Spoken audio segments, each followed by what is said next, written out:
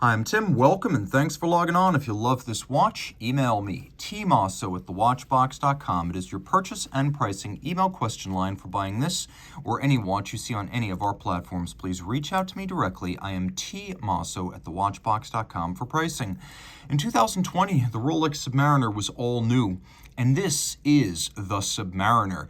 Notice there's no such thing as a no-date Submariner. There are Submariners, the original model, as debuted in 1953, and then there are Submariner dates, which didn't actually join the party until the mid-60s. So what we have here is the latest version of the traditional Submariner. 41 millimeters in diameter. This is reference 124060. And the timepiece is the heart and soul of Rolex, because if Rolex is the world's best-known watch brand, the Submariner is the world's best-known watch. It hasn't grown as much as you think. Yes, technically 41, but if you could wear the 40, you can wear the 41. I've measured it in every dimension. Technically 41 millimeters in diameter. It is 12.6 millimeters thick, same as before. And from lug tip to lug tip, 48.1 millimeters, same as before. A little bit longer from lug tip to lug tip. As you will find, it measures 51.2 millimeters, and then there's a slightly broader 21 millimeter spacing in between the lugs.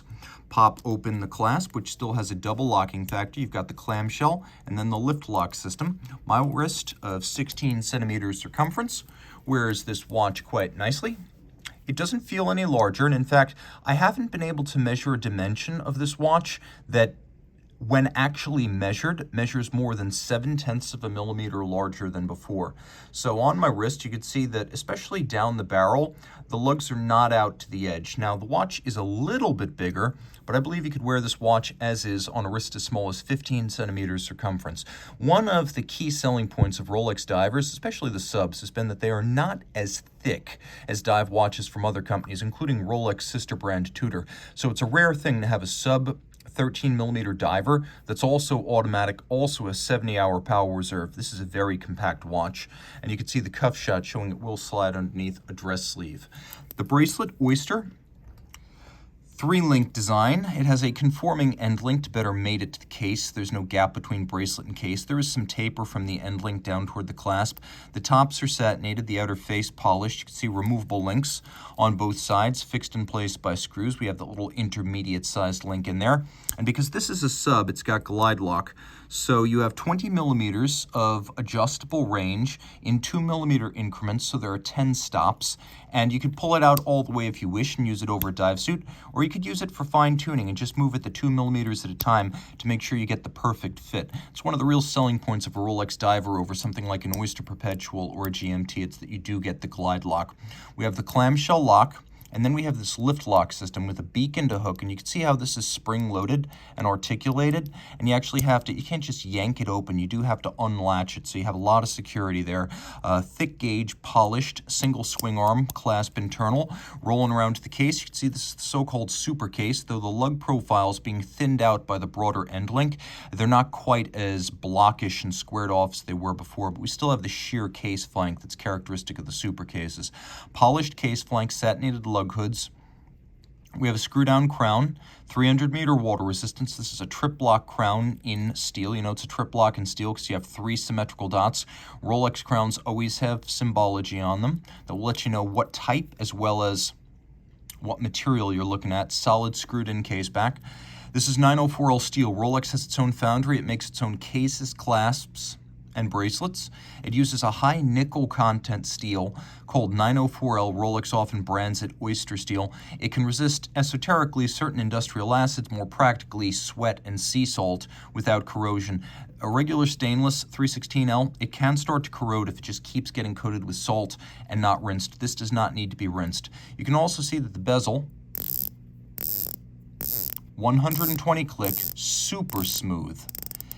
In my opinion, more useful than a chronograph. It has a ceramic insert, and the numerals and the indices are actually little deposits of platinum within the ceramic insert, so there won't be any tarnishing or discoloring over time. The ceramic, highly scratch resistant. You can see the knurling super sharp. The top of the bezel polished, the recesses as well as the underside satinated for contrast. The grip is really sharp and easy to obtain purchase when your hands might be wet, sweaty, or gloved, and Rolex really leaves no stone unturned. That's why their bezel pearl is actually sapphire capped to protect it. We'll do a lume shot here. Of course, unidirectional rotating dive bezel for timing. Note all 3 hands loomed, including the second hand, so you know if the watch is running. That's important if you're about to dive in the dark or you are diving in the dark. You need to know if your dive timer is still operational. Rolex making its own Lume. This is called chromolite. The dial, a lovely glassy smooth black lacquer with white gold hands and indices. You make these parts white gold so that they won't oxidize, tarnish, discolor over time, particularly appropriate in a watch designed for use in a marine setting. Underneath the case back, Rolex manufactured caliber 3235 bidirectional automatic winding. Unlike the previous sub, the rotor now sits on a ball bearing rather than a jeweled staff for greater shock resistance. 70-hour power reserve courtesy of a reprofiled drivetrain, a thinner mainspring barrel with a larger mainspring, and a new Chronergy escapement, which is created by a galvanic lithography called LIGA. It is effectively Rolex's answer to Omega's coaxial in terms of efficiency, boosting power reserve, and chronometry. And speaking of chronometry, the movement in this watch has been certified as a Swiss chronometer per COSC, but then cased up, tested in 6 positions. Rolex describes this as a superlative chronometer, which means it's going to run no worse than -2 +2 seconds per day. That is much better than COSC. It's a 4 Hz movement, that's 8 beats per second, 31 pivot joules. It has a full balance bridge and a free sprung balance for shock resistance. That free sprung balance, courtesy of the variable inertia microstella nuts on the balance rim, can be adjusted very precisely indeed. That's a long-time Rolex mechanical engineering trait and innovation that the company created ages ago for a more durable and more precise regulator.